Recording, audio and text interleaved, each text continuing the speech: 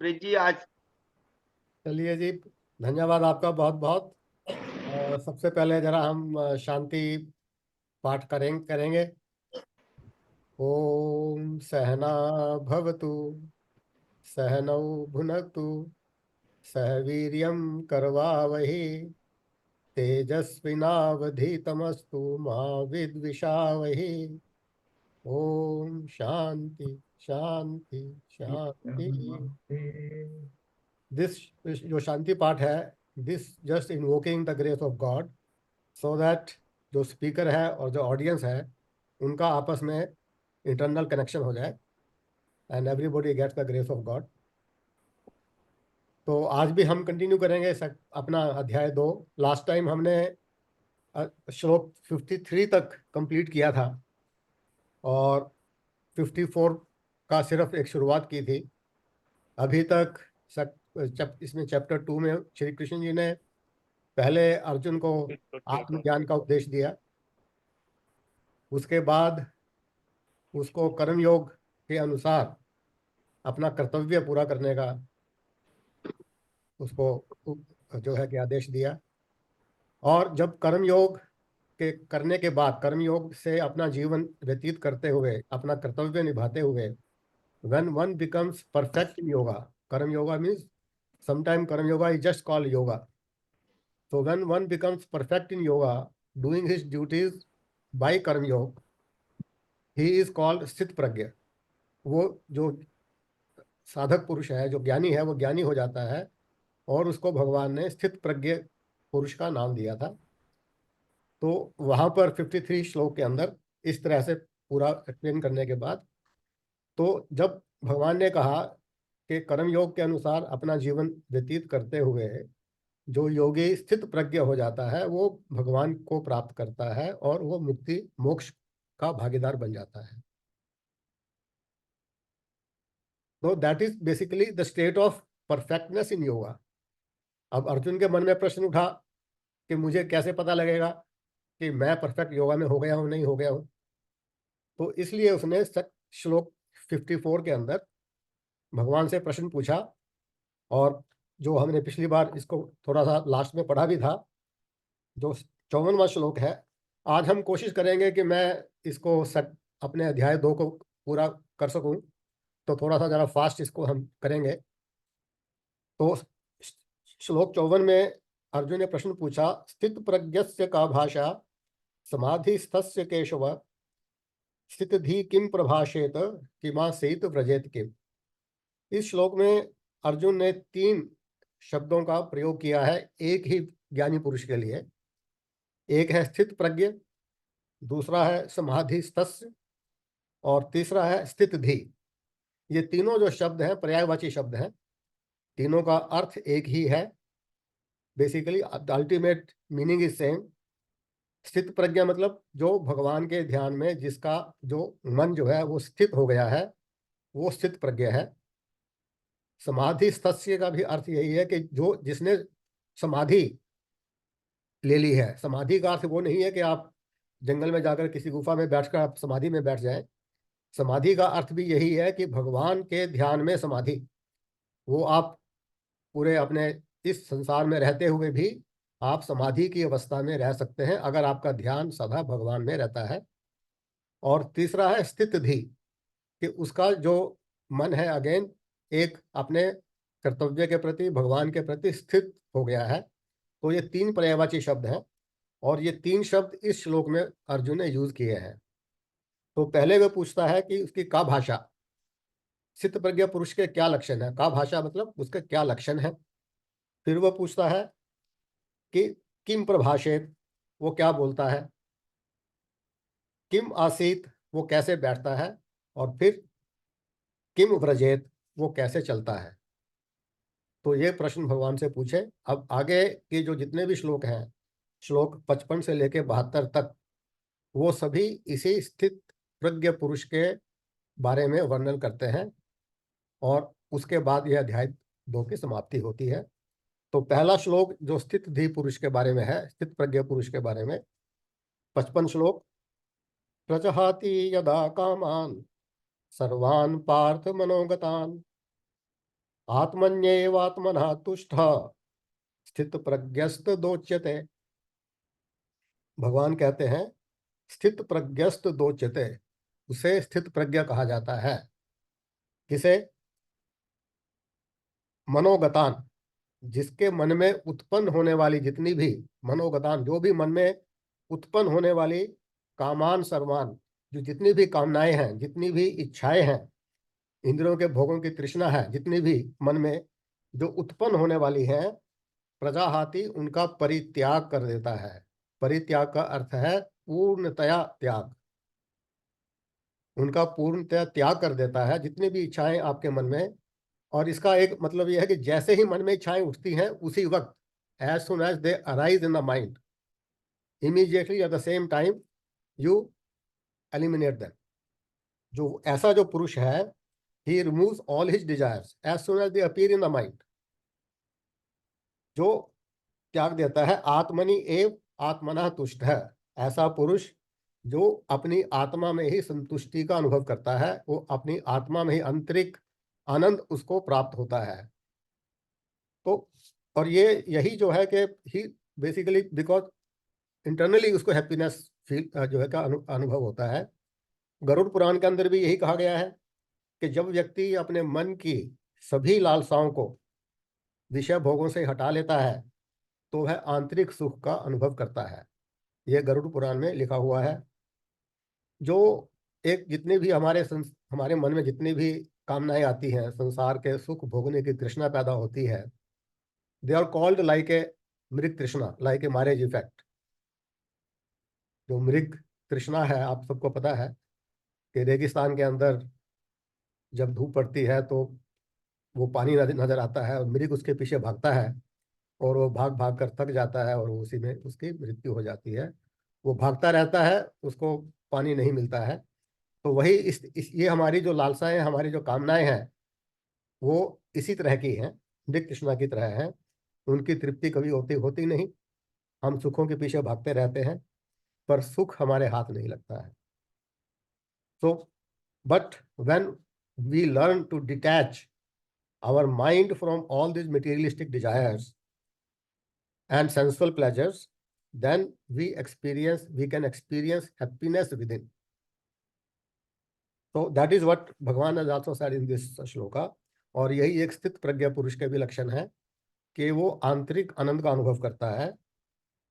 कठोपनिषद में भी यही कहा गया है कि जब कोई अपने मन से समस्त स्वार्थ युक्त कामनाओं का त्याग कर देता है, तब उसकी जीवात्मा जन्म और मृत्यु के बंधन से छूट जाती है और वो भगवान के परम धाम में चला जाता है। तो ये इस श्लोक का थोड़ा सा मैंने आपको व्याख्या की है। अब उसके जो नेक्स्ट श्लोक है, उसमें श्री कृष्ण जो उसके स्थित प्रज्ञा पुरुष के लक्षणों के बारे में बताएंगे। तो 56 श्लोक है। दुखेषु अनुद्विग्न मनः सुखेषु विगत स्पृहा वीतराग भय क्रोधा सित धीर मुनिरुच्यते। अब यहाँ पर इस श्लोक के अंदर भगवान ने इसके लक्षण में जो तीन तीन शब्दों का प्रयोग किया है, बेसिकली जो इसमें जो बताए हैं गुण। दुखेषु अनुद्विग्न मना, जिसका मन दुखों में विचलित नहीं होता। दुख आते हैं, उसके मन में कोई किसी प्रकार का जो है कि विचलित नहीं होता है, वो तब भी अपने माइंड के अंदर स्टेबल रहता है।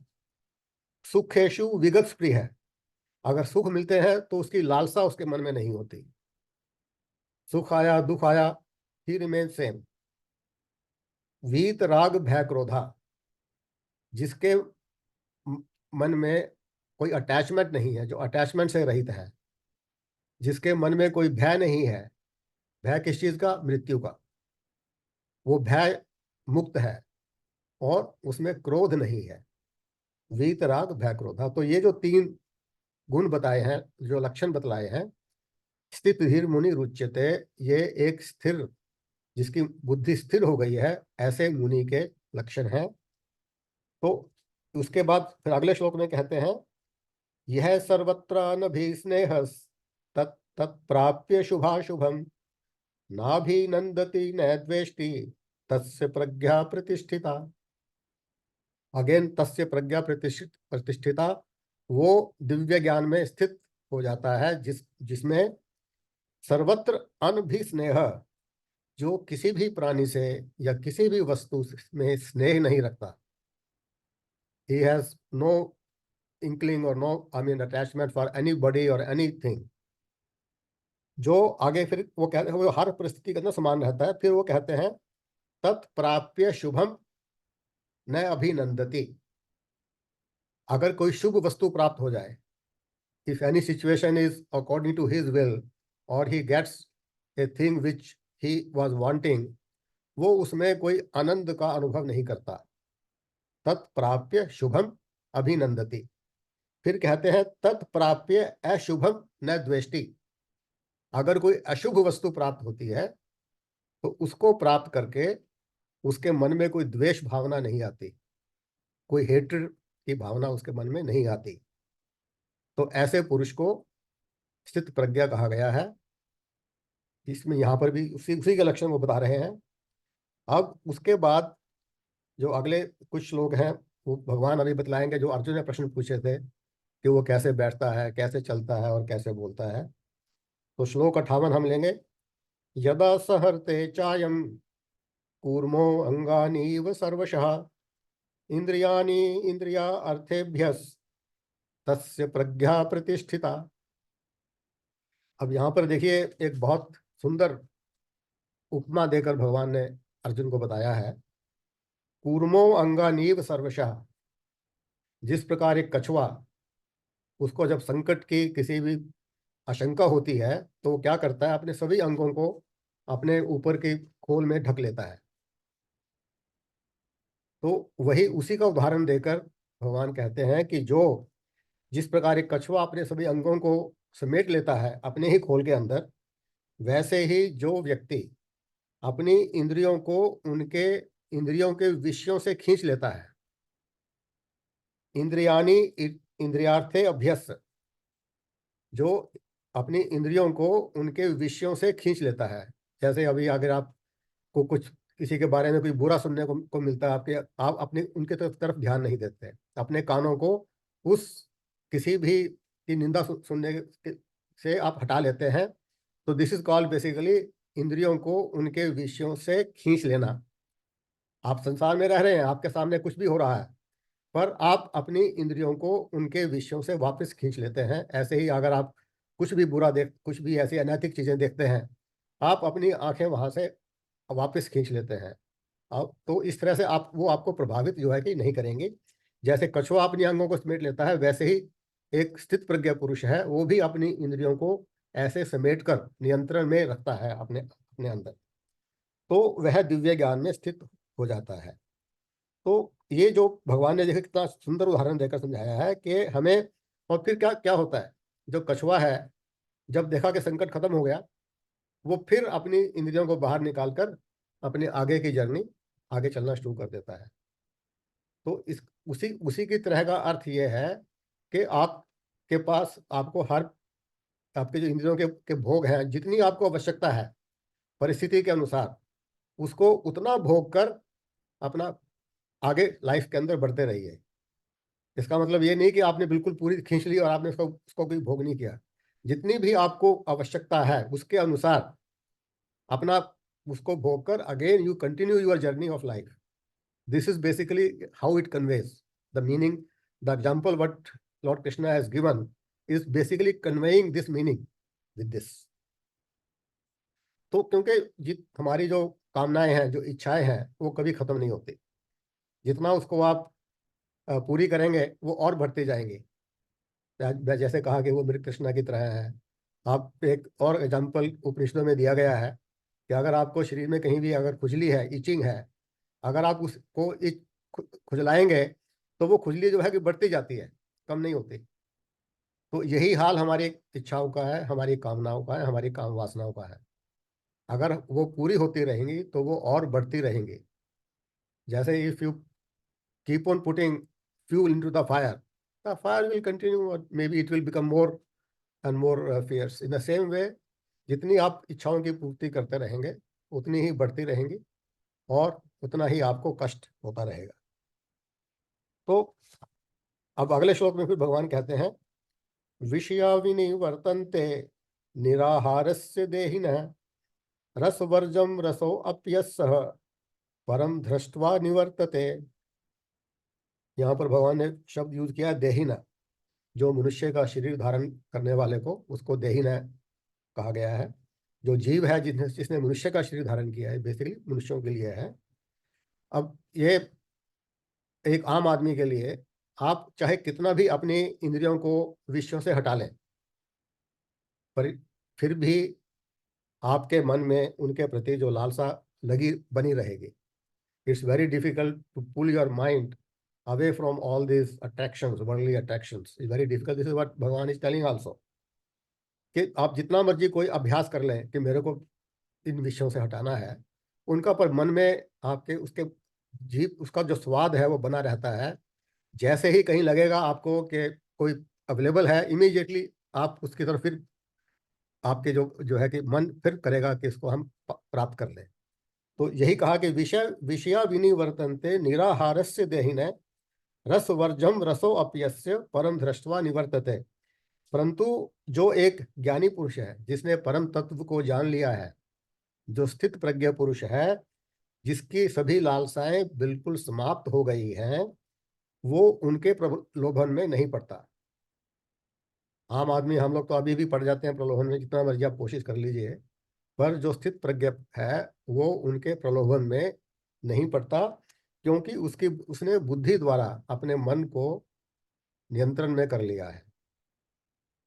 तो अपनी जो इंद्रियां हैं बड़ी बलवान है। इसके ऊपर आगे फिर श्लोक में भगवान कहते हैं कि बेसिकली इसका जो एक थोड़ा सा अर्थ और इसका समझा दूंगा, कि जो अपनी जो डिजायर्स हैं, इनको सप्रेस करने की बजाय एक आप आई थिंक आपने केमिस्ट्री में भी पढ़ा होगा, एक शब्द है सब्लिमेशन, एक प्रोसेस है सब्लिमेशन का, कि the desires instead of suppressing them sublimate them. अब सब्लिमेट का प्रोसेस आप सबको पता होगा क्या होता है, कि the solid state is directly converted into vapours, into a gaseous state. उनको लिक्विड बीच जो स्टेट है वो बीच में नहीं आती है। तो डिजायर्स को भी हमें इसी तरह से उनको अपने अंदर एक तरल पदार्थ में नहीं बदलना है, उनको डायरेक्टली वेपराइज करके उनको खत्म करना है, उनको सबलाइम करना है। This is basically the message being conveyed here, that desires don't suppress them but sublimate them by karma yoga. उसके बाद भगवान कहते हैं श्लोक 60, यत तो यापि कौन्तेय पुरुषस्य विपश्चितः इंद्रियाणि प्रमाथीनि हरन्ति प्रसभं मनः। भगवान कहते हैं, हे कुंती पुत्र, भले ही मनुष्य कितना भी बुद्धिमान हो, कितना भी विवेकपूर्ण हो, और उसके मन में वो पूरी श्रद्धा से अपने मन को, इंद्रियों को नियंत्रण रखने का अभ्यास का प्रयास भी अगर करता है, तब भी ये इंद्रियां बलपूर्वक उसको उत्तेजित कर देती है। दे अराउज हिम, क्योंकि ये इंद्रियां बहुत ही प्रबल हैं, प्रमाथीनी, they are very very powerful. They are so powerful कि they forcibly carry away our mind toward them. चाहे आप कितना भी सिंसियरली एफर्ट्स कर लें, तो फिर कैसे करें कंट्रोल इसको। भगवान भी ने खुद कहते हैं, भाई आपकी इंद्रियां तो बहुत पावरफुल हैं, वो फोर्सिबली आपके माइंड को कैरी कर देती हैं। Then how one should control, इसके लिए भगवान अगले श्लोक में बताते हैं, तानि सर्वाणि संयम्य युक्त आसीत मत्परः वशे ही यस्य इंद्रियाणि तस्य प्रज्ञा प्रतिष्ठिता। जो स्थित प्रज्ञ पुरुष है वो कैसे कंट्रोल करता है, तानि सर्वाणि संयम्य है, वो अपनी सारी इंद्रियों को पूर्णतया वश में करके, कैसे वश में करते हैं, युक्त आसीत मत पर, जो मुझ में अर्थात भगवान, कृष्ण भगवान कह रहे हैं मुझ में, कृष्ण इज ए भगवान, सो जो मुझ भगवान के अंदर एकाग्रचित होकर स्थित रहता है, जिसका मन हमेशा भगवान में लगा रहता है, जो हमेशा सोचता है कि भगवान मेरे अंदर है, मेरे साथ भगवान है, उसका ध्यान हमेशा भगवान में अगर रहता है, इस प्रकार इस अवस्था से वो अपने इंद्रियों को वश में कर लेता है। और इस प्रकार जब इंद्रियां पूर्णतः वश में हो जाती हैं तभी वो स्थित प्रज्ञ पुरुष कहलाता है। तो इंद्रियों को कैसे वश में करना है? अगर मन में आपके हमेशा ये ध्यान रहे कि भगवान मेरे अंदर है, भगवान मेरे साथ है हर वक्त, 24 hours, 24/7, 365 days a year, every पल ही is with in us, with us. अगर ये हमेशा ध्यान में रहेगा, आप कोई गलत काम नहीं कर सकते, आपका मन हमेशा शांत रहेगा। तो अब जो इंद्रियां इतनी बलवान है, वो मन को कैसे भटका देती हैं, भगवान अगले 2 श्लोकों में इसकी भी जो प्रक्रिया है, जो श्रृंखला है, वो बताते हैं कि कैसे ये इंद्रियां आपके मन को भटका देती हैं। श्लोक 62 में कहते हैं, ध्यायतो विषयान पुंसः संगस्ते शूपजायते, संघात है संजायते कामः, कामात क्रोधो अभिजायते। ध्यायतो विषयान पुंसः, यदि मनुष्य मन से इंद्रियों का चिंतन करता रहेगा, अगर मन में चिंतन होता रहेगा, आप चाहे बाहर से कुछ मत करिए, पर अगर मन में चिंतन बना रहेगा तो आपके मन में उन विषयों के प्रति अटैचमेंट हो जाएगी। आपके मन में अगर बार बार भाव आता रहेगा तो आपका मन अवश्य ही उसके प्रति अटैच हो जाएगा। फिर जब उस मन आपका अटैच हो गया, अटैच होने से क्या होगा, आपके मन में कामना उत्पन्न होगी। संगस्ते शुभ जायते कामहा, इस प्रकार मन में कामना उत्पन्न होती है। जब मनोकामना अगर आपकी पूर्ण हो गई तो आपके मन में लोभ उत्पन्न हो जाता है कि उसको बार बार करने का, बार बार इसको पूरा करने का, बार बार उसको भोगने का मन करता है, अगर वो आपकी मनोकामना पूर्ण हो गई। अगर वो मनोकामना पूर्ण नहीं हुई, उसमें अगर कोई बाधा पड़ जाती है, तो क्या होता है, भगवान कहते हैं, कामात क्रोधो अभिजायते, उससे फिर आपके मन में क्रोध उत्पन्न होता है। ये आपने खुद में भी देखा होगा, ये प्रैक्टिकल है बिल्कुल ही, कि अगर आपकी कामना पूर्ण हो जाएगी तो आपको लोभ उत्पन्न हो जाएगा, आप उसको बार बार करने का मन करेगा। अगर कामना पूर्ण नहीं होगी, you will get angry on some pretext और द अदर। और फिर क्या होता है जब क्रोध हो जाता है, तो भगवान कहते हैं, क्रोधाद भवति सम्मोहा, सम्मोहात समृति विभ्रमा, समृति भ्रंशाद बुद्धिनाशो, बुद्धिनाशात प्रणश्यति। बहुत ही इंपॉर्टेंट इसमें बातें बताई गई हैं। क्रोधाद भवति सम्मोहा, जब आपको क्रोध होता है तो क्या होता है, आपकी बुद्धि का नाश हो जाता है। आपकी बुद्धि कुछ आपको सूझता नहीं है, क्रोध के अंदर आप कोई भी गलत कार्य कर देते हैं। तो क्रोधाद भवति सम्मोहा, सम्मोह का मतलब आपकी जो बुद्धि है उसका नाश, बुद्धि की जो क्षमता है उसका नाश हो जाता है। बुद्धि में जब निर्णय लेने की क्षमता नहीं रहेगी या उसके वो भ्रम में पड़ जाती है, सम्मोहात समृति विभ्रम है, आपकी जो मेमोरी है, आप कई बार अपना जो डिसीजन लेते हैं बुद्धि से, अपनी जो आपके मन में विचार बैठे हुए हैं उसके बेसिस पर यू टेक ए डिसीजन। जब बुद्धि आपकी की क्षमता कम हो गई तो वो बुद्धि आपकी भ्रम में पड़ जाएगी कि मैं क्या करूं और क्या ना करूं। यू बिकम बेसिकली एकदम आपका सोचता नहीं, आप जो है कि क्या करें, तो आपकी बुद्धि भ्रम में पड़ जाती है। तो यही का सम्मोहात स्मृति विभ्रम है, स्मृति आपकी जो जो है, जो आपकी याददाश्त है वो भ्रम में पड़ जाती है, बुद्धि आपकी भ्रम में पड़ जाती है। स्मृति भ्रंशाद बुद्धि नाशो, जब बुद्धि का नाश हो जाता है तो व्यक्ति, उसके बाद कहते हैं बुद्धि नाशात प्रणश्यति, बुद्धि का जब विनाश हो जाता है तो व्यक्ति पतन की ओर चला जाता है। He basically becomes a word use insane, he becomes insane. वो इनसेन की तरह कुछ भी एक्शन क्रोध के अंदर कुछ भी कर सकता है, उसको पता नहीं, पता जो है कि नहीं चलता है। This is what happens when you get angry. तो इस प्रकार जो है, जो स्थित प्रज्ञ पुरुष है वो इस संसार में रहते हुए भी अपना कर्तव्य किस प्रकार निभाता है, इसके बारे में भगवान अगले श्लोक में बताते हैं। राग द्वेष युक्तस्तु विषयानि इंद्रियैश्चरन्, आत्मवश्यैर्विधेयात्मा प्रसादम अधिगच्छति। जो स्थित प्रज्ञ पुरुष है वह राग द्वेष वियुक्तस्तु, उसके मन में राग और द्वेष से बिल्कुल वो विरक्त है, रहित है, उसके मन में कोई अटैचमेंट या हेट्रेड नहीं होती।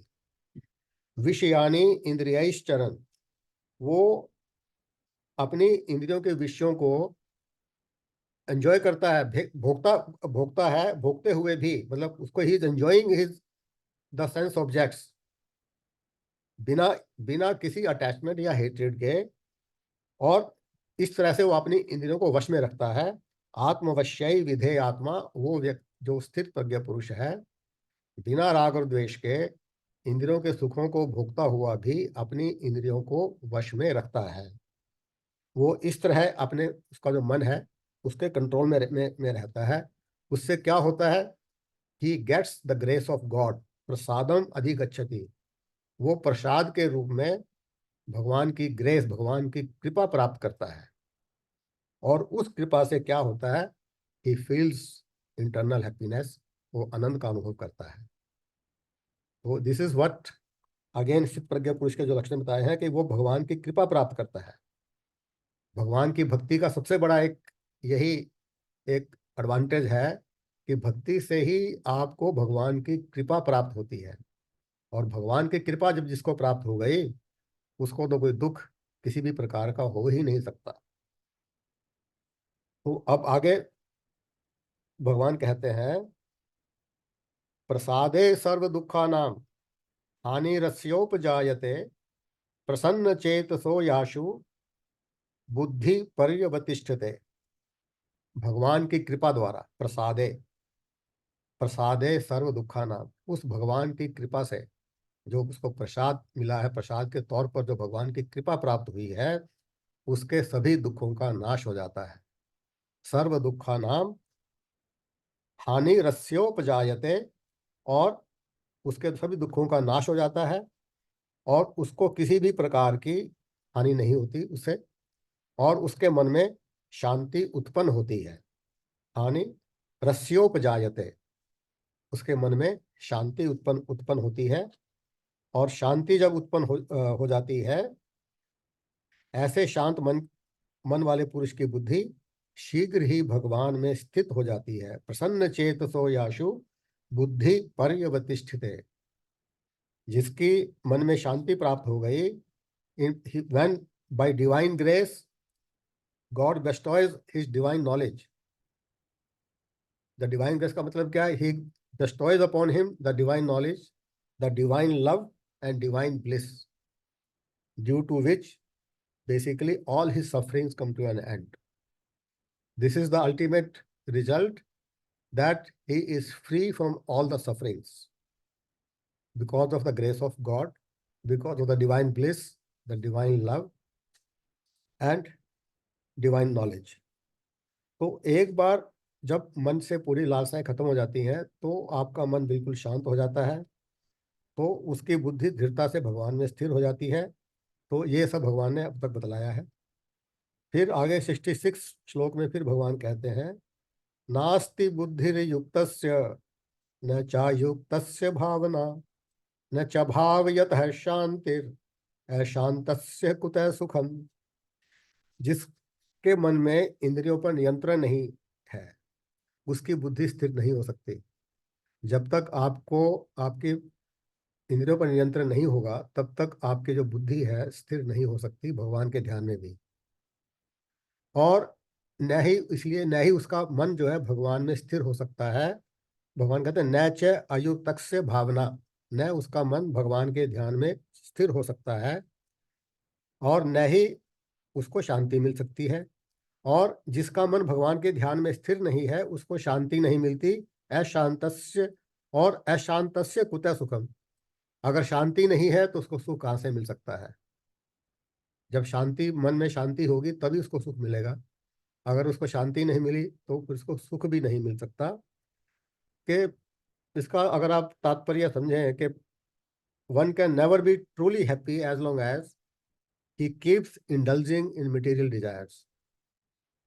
जब तक इनमें आप उलझे रहेंगे, आपको कभी भी एक जो पूर्ण, जो कहते हैं टोटल हैप्पीनेस, या लॉन्ग लास्टिंग हैप्पीनेस नहीं मिल सकती। यहाँ पर एक बड़ा सुंदर उदाहरण दिया गया है। जो मधुमक्खी है वो फूल का जो है ये रस चूसती है, और उस रस को चूसने में इतनी मगन हो जाती है कि उसको पता नहीं चलता कि कब रात हो गई। और रात को जब उस फूल की पंखुड़ियां बंद हो जाती हैं तो वो उसमें फंस कर वो मर जाती है। तो वही हाल जो इन कामनाओं के, इच्छाओं के, वासनाओं के पीछे लगे रहने का फल जो है कि मिलता है। तो आगे इसी को और एक्सप्लेन करते हैं भगवान। इंद्रियाणाम ही चरताम यन्मनो अनुविधीयते तदस्य हरति प्रज्ञाम वायुर्नावम भी वाम्भसे। यहाँ पर भी भगवान ने एक उदाहरण दिया है कि जिसका मन भोगों में, विषय इंद्रियों के भोगों के विषयों में निरंतर चिंतन करता रहता है, लगा रहता है, उसकी जो इंद्रियां हैं वो इंद्रियां उसकी बुद्धि को हर लेती हैं। अगर आपका मन उसमें लगा रहेगा, किसी भी आप, आंखें हैं आपके, कान है, नाक है, कुछ भी आपको उसका जो विषय है, अब नाक का है, स्मेल है, आपका स्मेल की तरफ ध्यान रहेगा, तो आपका वो उसी आपकी जो बुद्धि है उसको वो हर लेती है। कैसे हर लेती है? कि जब एक जैसे जब हवा तेज चलती है और नदी में कोई भी नाव अगर जा रही है, वो तेज हवा उस नाव को बहा कर ले जाती है। तो इसी तरह से वो जो अगर आपका कोई भी इंद्री जिस भी उसके प्रति आसक्ति रहेगी, तो वो जो है इंद्री आपकी बुद्धि को अपने साथ उसमें बहा कर ले जाती है। तो if the mind keeps following the sense objects basically, तो that rob the person of his happiness and peace. This is basically because how you lose your happiness, के जिस तरह से अगर आपके में कामनाओं का वेग आता रहेगा, इच्छाएं आपकी आती रहेंगी, तो उस वेग से आपका जो माइंड है, आपकी जो बुद्धि है, वो कभी भी स्थिर नहीं हो सकती। वो उसको भ्रम में डालते ही रहेंगी। इसके लिए देखिए, इसमें उपनिषदों के अंदर इसमें 4-5 उदाहरण दिए हैं, बड़े अच्छे हैं। मैं आपको अगर उसके बारे में बताता हूँ। जैसे हिरण है, मृग है, उसकी जो वो आसक्ति है वो ध्वनि के पीछे भागता है। उसको अगर कोई भी संगीत, कोई भी ध्वनि के पीछे वो भागता है, तो मृग जो है कि ध्वनि के पीछे भागता है, और इसी वजह से शिकारी उसका शिकार कर लेता है। ऐसी कोई ट्यून लगाते हैं कि वो उसमें पागल हो जाता है, उसके पीछे वो दौड़ता रहता है, और इस तरह से वो हिरण का जो है कि शिकार करता है। ऐसे मैंने आपको मधुमक्खी का उदाहरण दिया आपको। ऐसे ही मछली है, मछली को खाने के पीछे उसका बड़े आसक्ति है, बड़ा उसका अटैचमेंट है।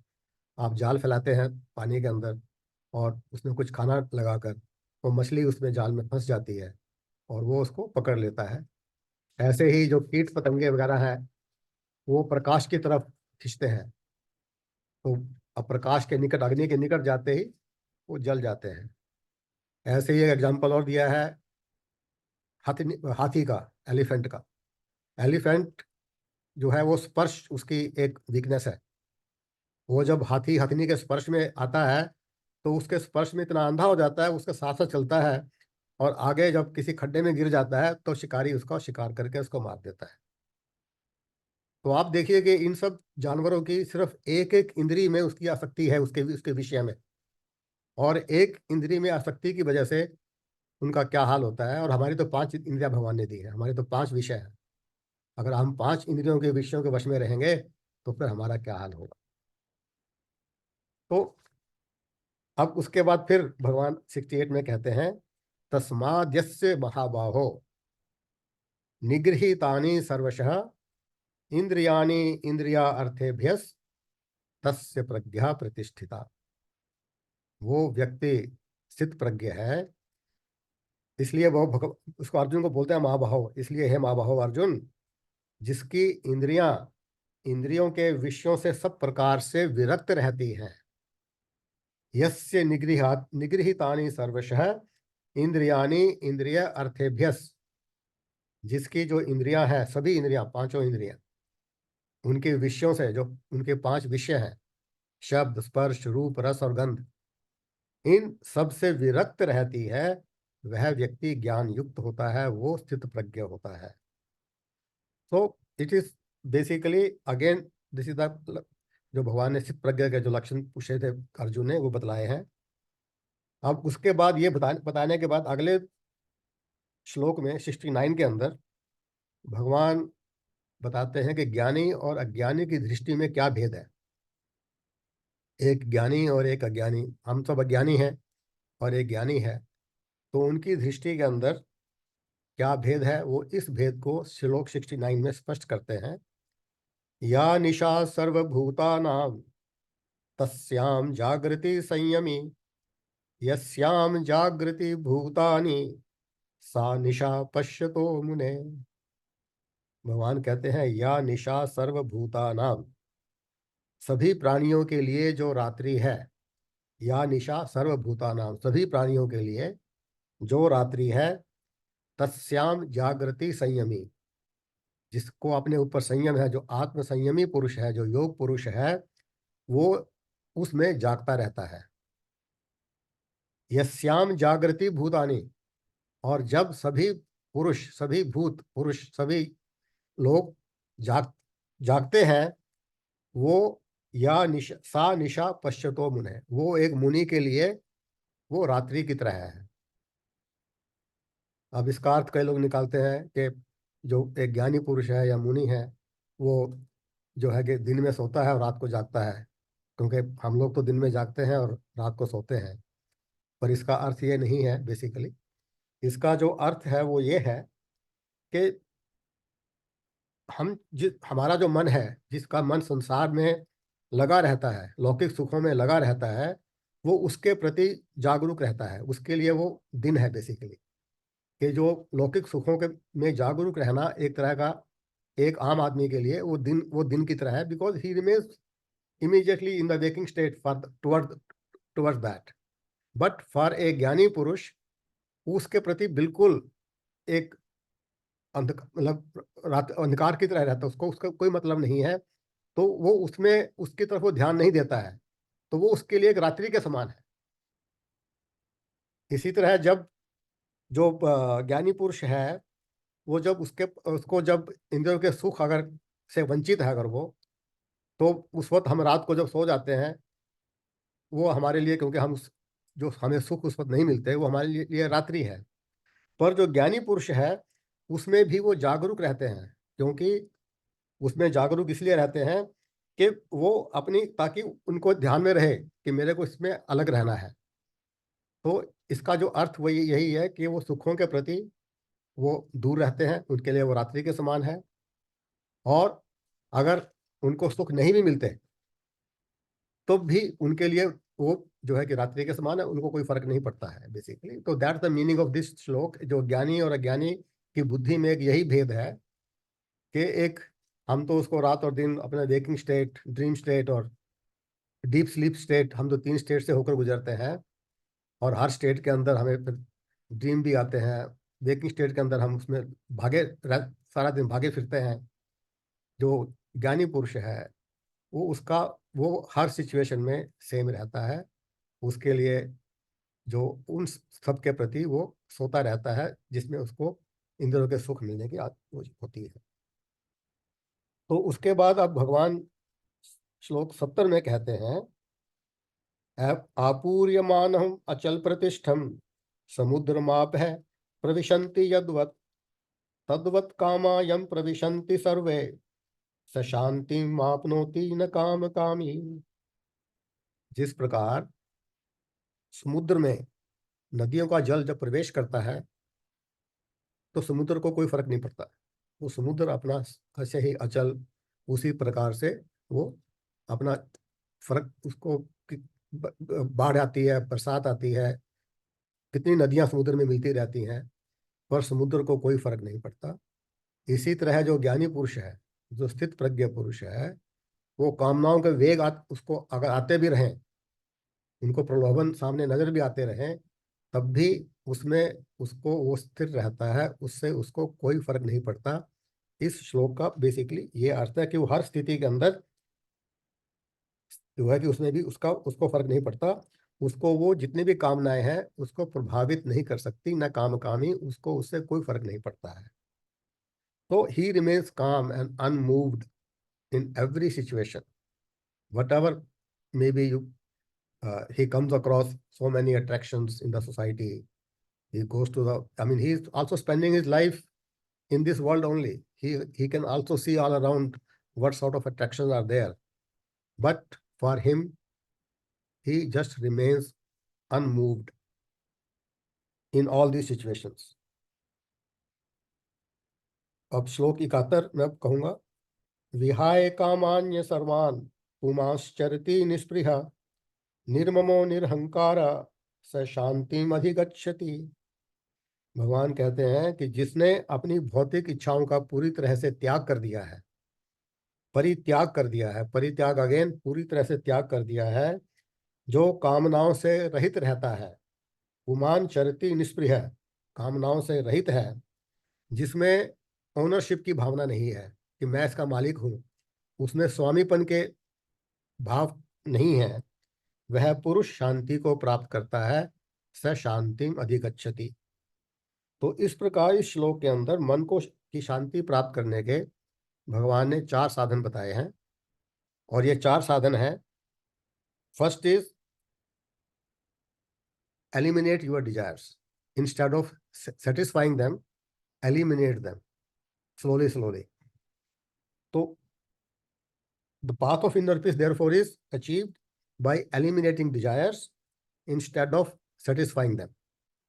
Second is संतोष, लोभ ना होना, जो मिला है उसी में खुश रहना, that itself, कि किसी भी प्रकार का मन में रोष नहीं होना कि वो उसके पास ये है, मेरे पास नहीं है, जो आपके पास मिला है वो उसी में संतुष्टि करना, तो किसी प्रकार का लोभ नहीं होना। फिर तीसरा कहते हैं भगवान, क्योंकि जो इंद्रियों के भोग हैं वो कभी आपके पूरे होते नहीं हैं। अब मैं यहाँ पर अपने काफ़ी लोग बैठे हैं यूएसए वगैरह के, वहाँ पर आपको हर तरह की सुख सुविधा अवेलेबल है, you get all the, I mean facility, all the sort of things, but still nobody is happy over there also. And same thing of course in India, even if you will find people who are not exposed to all these worldly objects, maybe they are more happy. तो और तीसरा कहा है कि ownership की भावना को नहीं होना, कि अपने आप को ये मत समझना कि ये मेरा है। हम सभी खाली हाथ आए थे, खाली हाथ जाना है, मेरा अधिकार किसी के ऊपर नहीं है, मेरे पास जो कुछ भी है, मैं I am only a trustee और a custodian for a limited period of time for that. ये अगर मन में भाव है तभी आपको मन की शांति मिल सकती है। चौथा उन्होंने लिखा है अहंकार का न होना, ego, keep your ego under control, मैं और मेरा, ये मेरा है। तो ये जो 4 साधन बताए हैं मन की शांति प्राप्त करने के, ये 4 साधन भगवान ने इस श्लोक में बतलाए हैं। अब इस प्रकार से भगवान ने अर्जुन को जो ज्ञान देना था, जो स्थित प्रज्ञ पुरुष के लक्षण क्या है, क्या उसके, वो कैसे बैठता है, कैसे बोलता है, कैसे चलता है, कैसे वो संसार में रहते हुए किस प्रकार रहता है, इस प्रकार से भगवान ने अब तक 71 श्लोक तक, इन 18 श्लोकों के अंदर 54 से लेके और 71 तक 17 श्लोकों के अंदर उसको पूरी तरह से एक्सप्लेन किया। अब जो आखिरी श्लोक 72 श्लोक है, इस श्लोक में भगवान पूरा इसका उपसंहार, उसका पूरा सारांश बतलाते हैं इसका, कि इस सब का सारांश क्या है। एषा ब्राह्मी स्थिति पार्थ नयनां प्राप्य विमुह्यति स्थित्वा श्यामंत काले अपि ब्रह्म निर्वाणम रिच्छति। भगवान कहते हैं, हे अर्जुन, यह ब्राह्मी, ये ब्राह्मी स्थिति है। ब्राह्मी स्थिति मतलब ये भगवत प्राप्ति की स्थिति है, जो मैंने आपको अभी बतलाया स्थित प्रज्ञ पुरुष, यह भगवत प्राप्ति की स्थिति है, यह ब्राह्मी स्थिति कहा जाता है इसको, जिसको प्राप्त करने के पश्चात नयनाम प्राप्य विमुह्यति, वह ज्ञानी पुरुष फिर मोह के जाल में नहीं फंसता। जब इस स्थिति में पहुंच जाता है, भगवत प्राप्ति की स्थिति में, ब्राह्मी स्थिति में पहुंच जाता है, वो फिर किसी भी प्रकार के मोह के जाल में नहीं फंसता है। स्थित्वा श्यामंत काले अपि, अपने अंत काल तक, जब तक उसको मृत्यु नहीं हो जाती तब तक वो इसी अवस्था में स्थित रहता है, और इस प्रकार ब्रह्म निर्वाणम रिच्छति, वो ब्रह्म निर्वाण को प्राप्त करता है। यहाँ पर भगवान ने शब्द यूज किया है ब्रह्म निर्वाण। ब्रह्म निर्वाण शब्द वही है जिसका अर्थ है मोक्ष प्राप्त कर लेता है। वो जब उसके अंत काल में जब वो चाहता है तो वो मोक्ष प्राप्त कर लेता है। तो ये जो ब्रह्म निर्वाण की जो स्थिति है जिसमें वो रहता है, इसको वेदांत के अंदर इसका नाम एक जीवन मुक्त दिया गया है कि वो जीवन मुक्त की अवस्था में अपने शरीर का निर्वाह करता है। एक ज्ञानी पुरुष जब को ज्ञान प्राप्त हो जाता है, when he become perfect in yoga, he becomes a jivan mukt, but he still lives in this world till he totally basic consumes his prarabdha कर्म।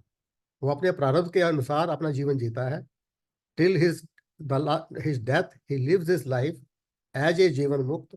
So that is called basically as a liberated soul. He is a liberated soul. He is a जीवन मुक्त, but continues in this life till his death as per his प्रारब्ध। तो उसके this is basically called a निर्वाण, जीवन मुक्त स्थिति या ब्रह्म निर्वाण की स्थिति। This is what Lord Krishna has explained here। और इसके साथ ही बेसिकली मैं यहाँ पर इसको विराम देना चाहूँगा कि चैप्टर 2 मैंने पूरा किया है। इसमें मुझे पता है कि आपको काफ़ी, मैंने आज बड़ा फास्ट इसको किया है ताकि मैं इसको कंप्लीट कर सकूं। और I hope 9:17 I think I have taken little more time में भी, बट ये कंप्लीट हुआ है। और अब हम आगे कंटिन्यू करेंगे, बट इससे पहले कि मैं यहाँ पर समाप्त करूँ कि एक आप लोगों से सबसे थोड़ी सी रिक्वेस्ट ये है कि अगर आप अपने शब्दों में अगले एक हफ्ते में या 10 दिन में अपने शब्दों में अध्याय 2 का क्या आपको समझ में आया, क्या इसका सार है, अगर उसको I think not more than a single page और 8-10 लाइंस, जो भी आपको समझ में आया है, अगर आप उसको हिंदी या इंग्लिश किसी भी उसमें लिखकर, if you want to send it to me on my personal WhatsApp and then we can discuss it in our next session basically, तो that will be much better. क्योंकि इसको क्या है कि ये अभी क्या है कि जब भी आपको कोई भी ज्ञान प्राप्त करना होता है उसकी 3 स्टेजेस होती हैं। एक है श्रवण, दूसरा है मनन, और फिर तीसरा है ध्यान। अभी तो हमने सबको श्रवण किया है, आप सबने श्रवण किया है। अब इसको ऊपर रिफ्लेक्ट करना है आपको। You have to do a little chintan, little manan, और उसके बाद आपको क्या रियली समझ में आया है उसको अपने भाषा में थोड़ा सा please try to put down in your own words. When you write in your own words your doubts will be more clear, I can tell you. उसके बाद फिर हम इसको अगले सेशन में maybe we can discuss कि chapter 2 का क्या जो है कि संक्षेप के अंदर क्या सार है। तो धन्यवाद आपका बहुत बहुत सुनने के लिए। Thank you very much. धन्यवाद ब्रिज जी। आज तो कुछ ऐसा महसूस हो रहा था कि आत्मबोध है कि आज के जितने भी श्लोक हैं वो बहुत ज्यादा बड़ी जिज्ञासा को शुरू कर रहे हैं। तो बहुत लोगों के बहुत सारे प्रश्न आपके साथ होंगे। तो मैं सभी को निवेदन करूंगा कि जो भी बात आप ब्रिज जी से करना चाहते हैं या आपस में करना चाहते हैं वो जरूर करें, पर थोड़ा सा समय की सीमा के अंदर। तो शुरू करते हैं।